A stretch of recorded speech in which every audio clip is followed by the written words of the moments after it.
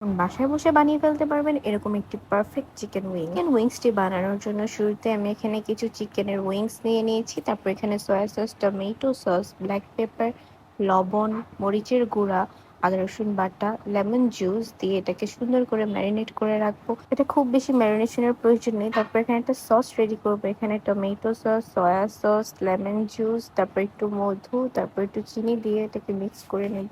গুলো কোটিং এর জন্য এখানে ময়দা, কর্নফ্লাওয়ার, লবণ আর সামান্য একটু চিনি দিয়ে এটাকে আমি রেখে দেবো। তারপর চিকেন গুলোকে দেখতেই পাচ্ছেন কিভাবে আমি একবার কোটিং করে ময়দার মধ্যে দেন পানিতে চুবিয়ে আবার ময়দার মধ্যে কোটিং করে ঝাঁকিয়ে নিচ্ছি। এইভাবে সুন্দর করে ঝাঁকাতে থাকলে দেখবেন যে সুন্দর একটা ভাজে ভাজে বাইরে দোকানের মতো স্টাইলে এটা একটা লেয়ারিং ক্রিয়েট হবে।